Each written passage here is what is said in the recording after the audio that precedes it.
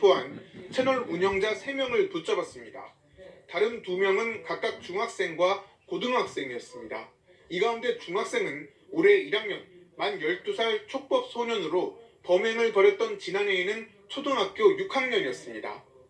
경찰은 이와 함께 디스코드의 1대1 메시지 기능 등을 이용해 이른바 N번방, 박사방 사건 관련 영상을 포함한 불법 영상을 거래한 7명을 붙잡았는데 이 가운데 6명이 미성년자였습니다. 친구들끼리 이렇게 게임을 하다 보면은 그런 부분들이 같이 해야 되는 부분들이 있기 때문에 좀 많이 이용을 하는 것 같고요. 게시판 내에 성착취물들이 일부 공유되는 부분들에 대해서 이렇게 접근이 됐던 것 같습니다. 경찰은 다른 디스코드 이용자 86명에 대한 수사도 이어가고 있다면서 해외 메신저 프로그램을 쓴다고 해서 추적을 피할 수는 없다고 밝혔습니다. KBS 뉴스 황진우입니다.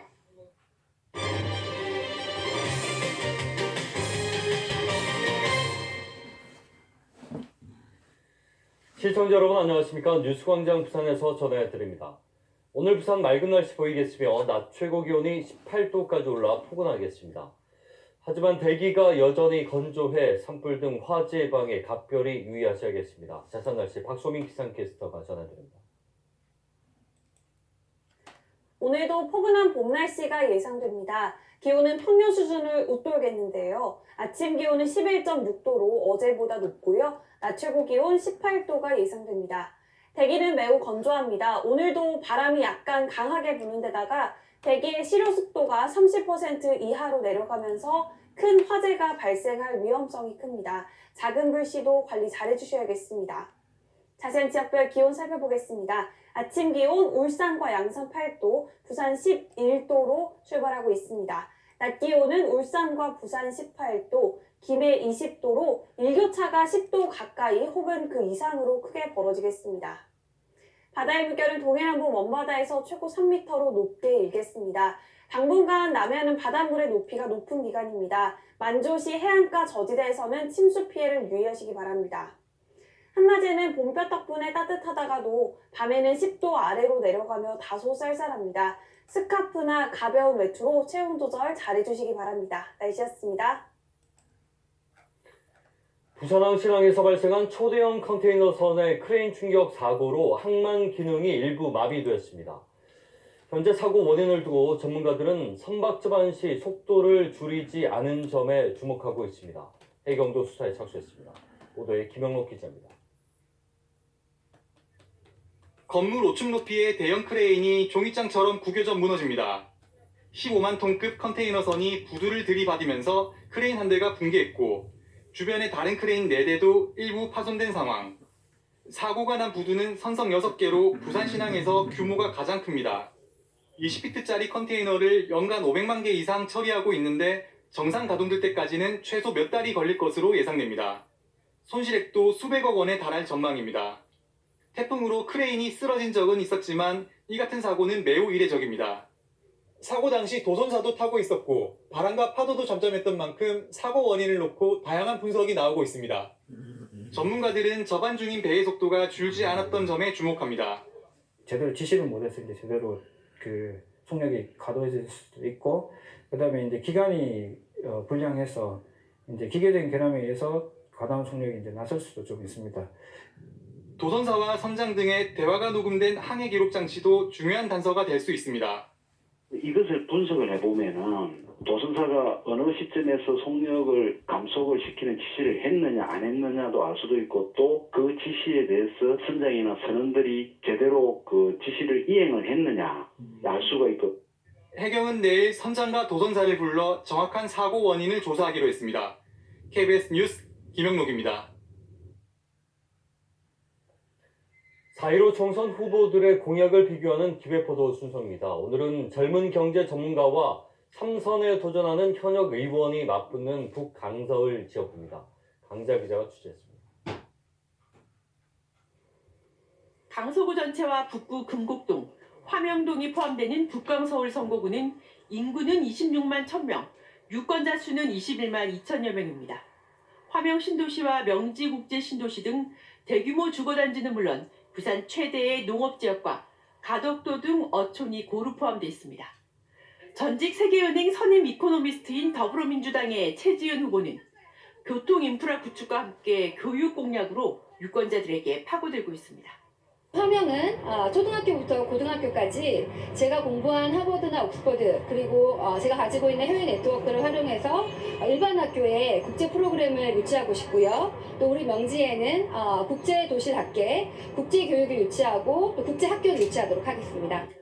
불출마 선언 후 공천을 받아 논란을 일으켰던 재선 현역 의원인 미래통합당 김도우 후보는 덕천 로터리 교통체증 해소와 시민공원보다 큰 수변공원 조성 등을 공약하고 있습니다. 북구 화명동에서 만덕터널로 연결되는 간선도로를 개설해서 교통체증을 해소하고자 하고요. 또 우리 강서 같은 경우에는 국회 도서관과 연이어서 8만 평 규모의 수변 센트럴파크를 만들어서 부산 지하철 노동조합위원장 출신인 정의당 이의영 후보는 돈이 들지 않는 초중고 교육을 내세우고 있고 강서구 복합교정센터 건립에 찬성하고 있습니다. 우리 강서구의 중요한 문제인 부산교도소 이전 문제와 관련해서 저는 교도소 이전을 찬성하고 있습니다.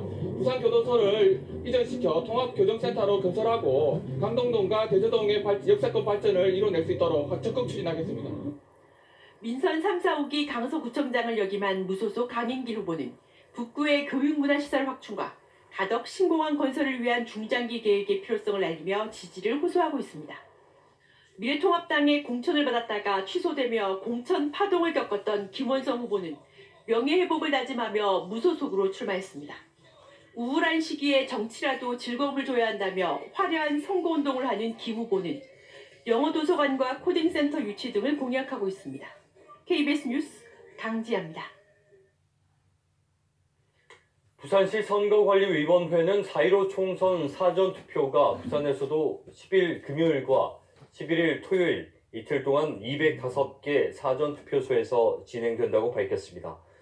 유권자는 마스크를 착용하고 오전 6시부터 저녁 6시까지 가까운 사전투표소에서 신분증을 제시한 뒤 투표하면 됩니다. 네, 경제포커스입니다. 글로벌 컨설팅 업체인 맥킨지앤컴퍼니가 HDC 현대산업개발의 아시아나항공 인수포기를 권고한 것으로 알려져 에어부산에도 파장이 미칠지 주목되고 있습니다. 또 기술보증기금은 기술평가 피드백 시스템을 구축해 시범 서비스에 들어갔습니다. 한 주간의 경제 소식 최재훈 기자가 정리했습니다.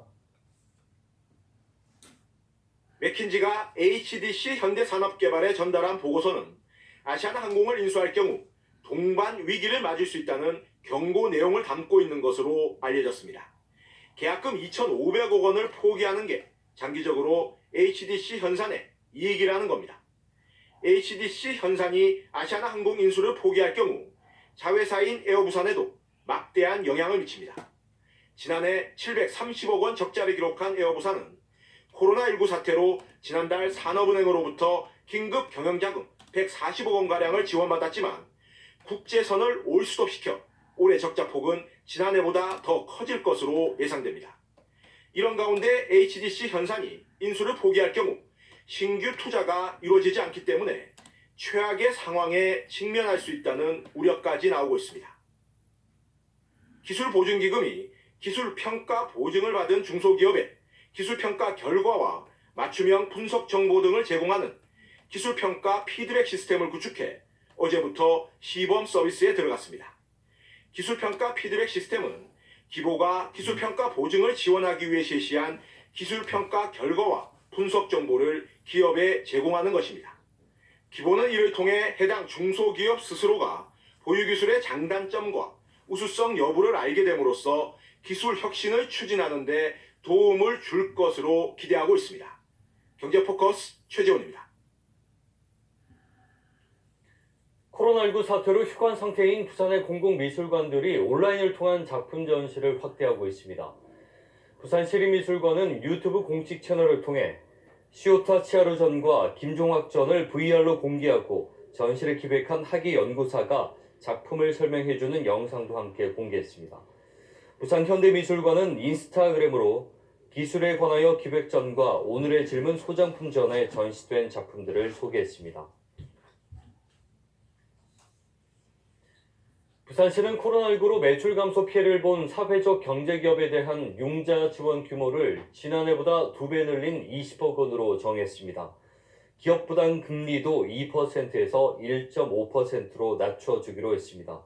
시는 코로나19 여파로 사회적 경제기업들의 어려움이 가중돼 지난해보다 지원 규모를 확대했다고 설명했습니다.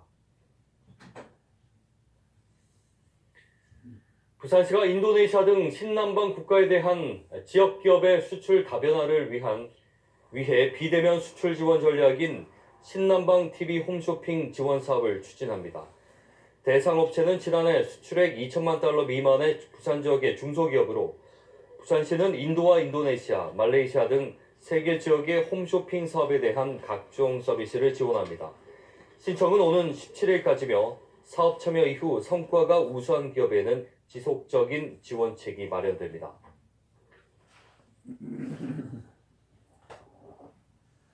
부산에서 전해드렸습니다.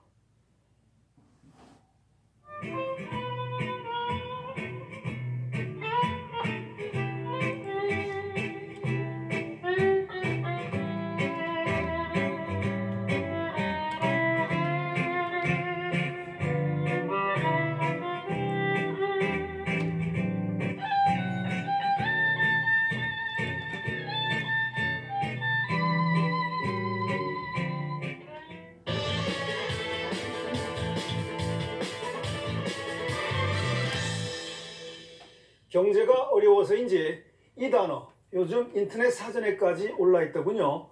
마통, 일종의 은어인데 마이너스 통장의 준말이죠. 빠듯한 살림에 잠시 부족 자금을 마법처럼 메워주는 통장일 수도 있지만 함부로 쓰다간 일반 대출보다 높은 이자 갚느라 헤어나지 못하는 마가 끼인 통장이 될 수도 있죠. 어쨌든 마이너스 통장을 쓴다는 건 지갑이 비었다는 얘기입니다. 그런데 나라국간 운용 결과를 보면서 마통, 즉 마이너스 통장이 생각나는 건 왜일까요? 우선 코로나 사태 전인 지난해 이미 나라국가는 적자였던 걸로 드러났습니다. 무려 54조 원 이상, 역대 최악입니다. 이른바 세수 호황이 끝났는데도 470조 원의 초대형 예산에다 추경까지 쓴 결과입니다. 결국 지난해 나라 빚인 국공채만 51조 원 이상 발행했고 나라빚 총액은 사상 최대를 기록했습니다. 마이너스 통장이 연상되는 대목입니다. 올해는 더 심각합니다. 올 들어 1, 2월 나라국가는 연속 마이너스, 불과 2달 새 약 31조 원 눈덩이 적자입니다. 국세는 지난해 같은 기간보다 2조 4천억 원이나 덜 거쳤습니다. 또 나라 빚내게 생겼죠? 슈퍼 예산과 1차 추경만으로도 이미 70조 원 빚이 예정돼 있습니다. 게다가 2차를 넘어 3차 추경 얘기까지 나오고 있습니다. 자꾸 빚내서 쓰니 이쯤 되면 나라 국간인 국고도 마통, 즉 마이너스 통장 모양새 아니냐는 소리가 나올 만합니다. 문제는 코로나 사태로 나라 국간 사정은 더욱 어려워진다는 겁니다. 게다가 선거가 임박하면서 여야 할 것 없이 표를 의식한 이른바 표퓰리즘으로 나라 국간을 압박할 가능성이 커지고 있습니다. 지금 나라 국가는 그럴 여유가 없습니다. 하루가 어려운 저소득 자영 소상공인들, 중소기업들을 살리고 우리 일자리 터전인 산업을 버티게 해주기에도 충분히 힘겼기 때문입니다. 뉴스S3였습니다. 미국 뉴욕주에서 코로나19로 숨진 사람이 하루새 730여 명 늘어나 가장 큰 폭의 증가세를 보였습니다. 의료진뿐만 아니라 경찰과 소방관 등 공무원들의 확진 사례도 급증하고 있습니다. 이탈리아와 스페인은 코로나19 신규 확진자 수가 감소 추세를 보이는 반면 프랑스에서는 확진자와 사망자가 크게 늘었습니다. 뉴욕 증시는 소폭 하락했고 유럽 증시는 상승했습니다.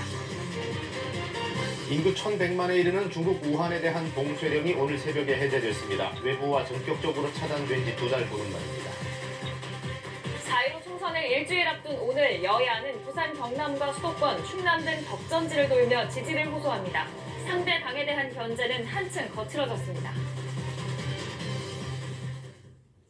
연일 대기가 무척 건조합니다. 전국 대부분 지역에 건조특보가 내려져 있고요. 강원 영동 지역뿐만 아니라 내륙 곳곳에도 건조경보가 발효 중이라서 산불 등 화재 위험이 높습니다.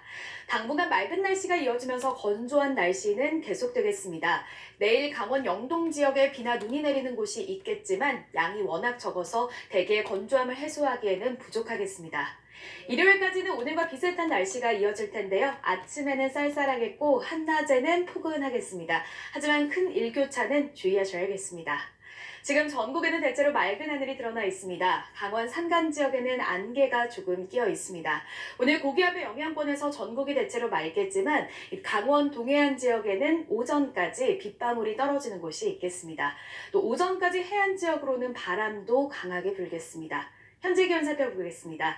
서울이 5.4도, 청주가 5.6도로 중부지방은 어제와 기온이 비슷합니다.